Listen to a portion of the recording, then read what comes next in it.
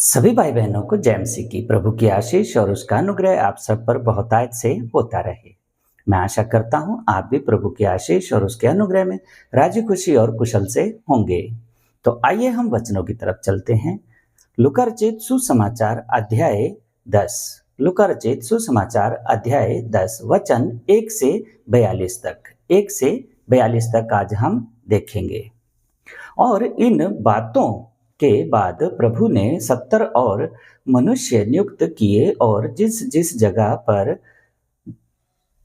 वह आप जाने पर था उन्हें दो दो करके अपने आगे भेजा। किनको? चेलों को। और यीशु ने उनसे कहा, पके खेत बहुत हैं परंतु मजदूर थोड़े हैं, इसलिए खेत के स्वामी से विनती करो कि वह अपने खेत काटने को मजदूर भेज दे। वचन 2। और जाओ, देखो मैं तुम्हें भेड़ों की नाई भेड़ियों के बीच में भेजता हूँ। भेड़ों की नाई भेड़ियों के बीच में भेजता हूँ। वचन 3। हम इसलिए ना बटुआ, ना झोली, ना जूते लो और ना मार्ग में किसी को नमस्कार करो। वचन 4। जिस किसी घर में जाओ पहले कहो कि इस घर पर कल्याण हो, इस घर पर कल्याण हो। वचन 5। यदि वहां कोई कल्याण के योग्य होगा तो तुम्हारा कल्याण उस पर ठहरेगा, योग्य होगा तो कल्याण ठहरेगा, नहीं तो तुम्हारे पास लौट आएगा। वचन 6। उसी घर में रहो, उसी घर में रहो और जो कुछ उनसे मिले वही खाओ पियो, क्योंकि मजदूर को अपनी मजदूरी मिलनी चाहिए। घर घर ना फिरना कि किस इधर आज उधर कल नहीं, एक ही घर में आप रह करके आराम से रहो उसमें। वचन 7। और जिस नगर में जाओ और वहां के लोग तुम्हें उतारें, यानी कि आ जाओ बोलें तो ठीक है, तो कुछ तुम्हारे सामने रखा जाए वही खाओ। वचन 8। वहां के बीमारों को चंगा करो, वहां के बीमारों को चंगा करो और उनसे कहो कि परमेश्वर का राज्य तुम्हारे निकट आ पहुंचा है, तुम्हारे निकट आ पहुंचा है। लूका 10:9। परंतु जिस नगर में जाओ और वहां के लोग तुम्हें ग्रहण ना करें, भी बोले यहां नहीं आना है, ग्रहण ना करें, तो उसके बाजारों में जाकर कहो। वचन 10। लूका रचित अध्याय 10 वचन 10 कि तुम्हारे नगर की धूल भी जो हमारे पांव में लगी है हम तुम्हारे सामने झाड़ देते हैं, तो भी यह जान लो कि परमेश्वर का राज्य तुम्हारे निकट आ पहुंचा है। लूका 10:11। मैं तुमसे कहता हूं कि उस दिन उस नगर की दशा से सदोम की दशा सहने योग्य होगी, सहने योग्य होगी। लूका 10:12। हाय खुरजिन, हाय खुरजिन, हाय बैतसैदा, जो सामर्थ के काम तुम में किए गए यदि वह सूर और सैदा में किए जाते तो टाट ओढ़कर और राख में बैठकर वह कब के मन फिराते। किन चीजों से? पाप से, व्यभिचार से, निंदा से, चुगली से, ईर्ष्या से, लड़ाई झगड़े से, इन चीजों से वो मन फिरा लेते। परंतु न्याय के दिन तुम्हारी दशा से सूर और सैदा की दशा सहने योग्य होगी। वो सह लेंगे लेकिन तुम नहीं सह पाओगे, इतना तुम्हें दुख होगा। वचन 14। और है कफरनहूम, क्या तू स्वर्ग तक ऊंचा किया जाएगा? तू तो अधलोक तक नीचे जाएगा, ऊपर नहीं किया जाए, नीचे जाएगा। वचन 15।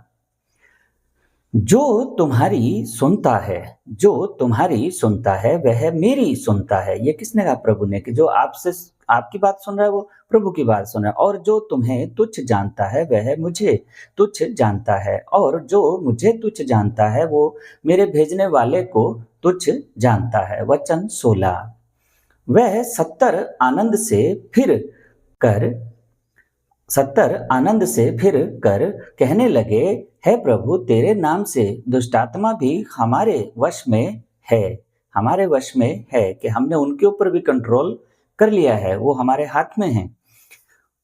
वचन 17, यीशु ने उनसे कहा, मैं शैतान को बिजली की नाई स्वर्ग से गिरता हुआ देख रहा था, कि बिजली की नाई गिरता हुआ देख रहा था। वचन 18, देखो मैंने तुम्हें सांपों और बिच्छुओं को रौंदने का और शत्रु की सारी सामर्थ पर अधिकार दिया है, और किसी वस्तु से तुम्हें कुछ हानि ना होगी।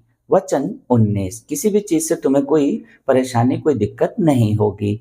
तो भी इससे आनंदित मत हो कि आत्मा तुम्हारे वश में है, परंतु इससे आनंदित हो कि तुम्हारे नाम स्वर्ग पर लिखे हैं। वचन 20, उसी घड़ी वह पवित्र आत्मा में होकर आनंद से भर गए और कहा, हे पिता, स्वर्ग और पृथ्वी के प्रभु, मैं तेरा धन्यवाद करता हूँ कि तूने इन बातों को ज्ञानियों और समझदारों से छिपा रखा और बालकों पर प्रकट किया। हाँ, हे पिता, क्योंकि तुझे यही अच्छा लगा। वचन 21,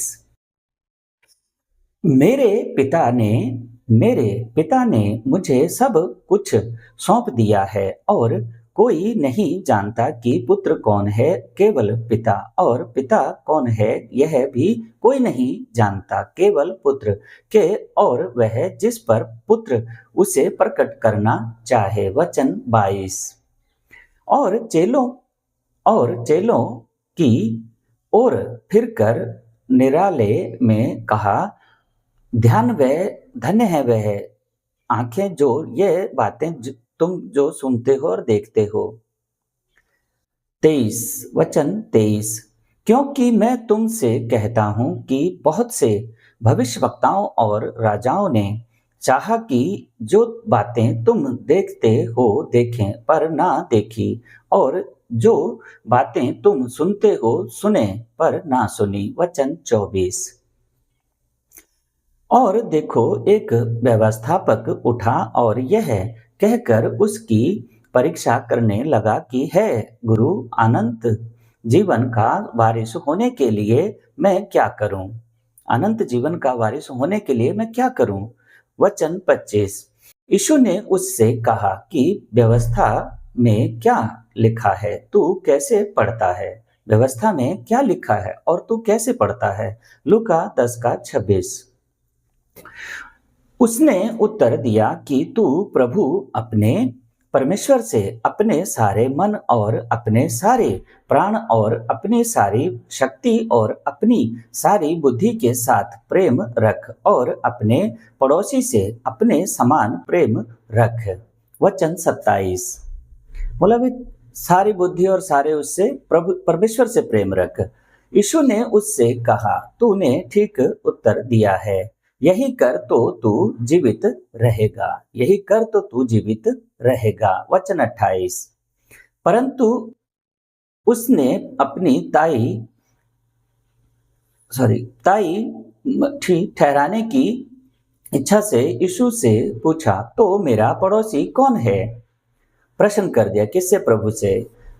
10:29, यीशु ने उत्तर दिया कि एक मनुष्य यरूशलेम से यरीहो को जा रहा था कि डाकुओं ने घेर कर उसके कपड़े उतार लिए और मार पीट कर उसे अधमुआ कर छोड़ कर चले गए।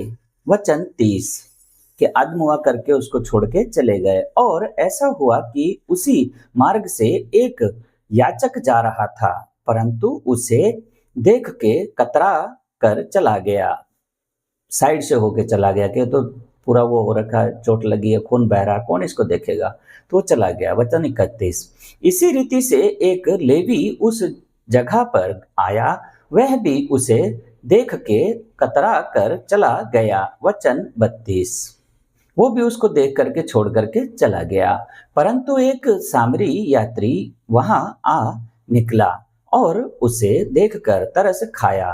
किसको? जो बीमार था, जिसको चोट लगी थी और जिसके चोटें लगा करके ब्लड निकला हुआ था, उसके ऊपर तरस खाया। वचन 33, और उसके पास आकर और उसके घाव पर तेल और दाखरस डालकर पट्टियां बांधी और अपनी सवारी पर चढ़ाकर सराय में ले गया और उसकी सेवा टहल की। उसकी पट्टियां बांधी और उसके ऊपर सेवा टहल करी उसकी, और उसको दवाई बूटी दी। और दूसरे दिन उसने 2 दिनार देकर भटियारे को आज्ञा दिए और कहा, इसकी सेवा टहल करना, और जो कुछ तेरा और लगेगा वह मैं लौटने पर तुझे भर दूंगा, कि लौटने जब मैं आऊंगा तो तुझे दे के चला जाऊंगा। वचन 35, अब तेरी समझ में जो डाकुओं में घिर गया था, इन तीनों में से उसका पड़ोसी कौन ठहरा? जिसने उसकी मदद करी वो उसका पड़ोसी ठहरा। वचन 36, यीशु ने कहा, वही जिसने उस पर तरस खाया। यीशु ने उससे कहा, जा तू भी ऐसा ही कर। वचन 37, फिर जब वह जा रहे थे तो वह एक गांव, उसने कहा, वही जिसने उस पर तरस खाया। यीशु ने उससे कहा, जा तू भी ऐसा ही कर। वचन 37, ऐसा ही करना है, जब भी कोई दिक्कत में हो तो उसकी मदद करनी है। फिर जब वह जा रहे थे तो वहां एक गांव में गया और मार्था नाम एक स्त्री ने उसे अपने घर में उतारा कि आइए प्रभु, आप यहाँ खाना पीना खाइए, रहिए थोड़े टाइम, वचन सुनाइए। वचन 38, और मरियम नाम एक उनसी बहन थी, वह प्रभु के पांव के पास बैठकर उसका वचन सुनती थी। वचन 39, पर मार्था सेवा करते करते घबरा गई और यीशु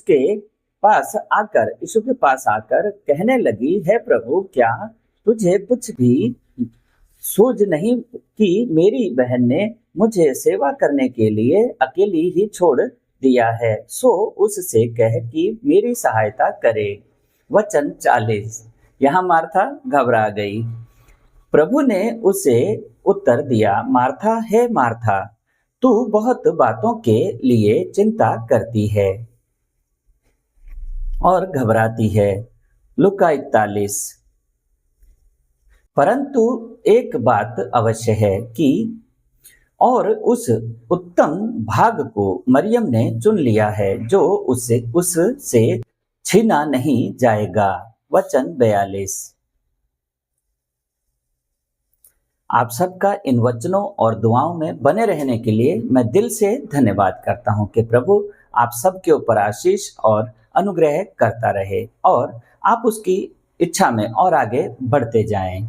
तो मेरे भाई, मेरी बहन, ऐसे ही दुआओं और वचनों में आगे बढ़ते जाएं और प्रभु की आशीष और उसके अनुग्रह में रह करके अपना अच्छे से जीवन बिताएं। हर एक बुराई से, हर एक भयविचार से, निंदा से, चुगली से, लड़ाई झगड़े से, इन चीजों से हमें दूर रहना है और प्रभु की आशीष और उसके अनुग्रह में रह करके हमें आगे बढ़ना है और अच्छे से हमें जीवन बिताना है।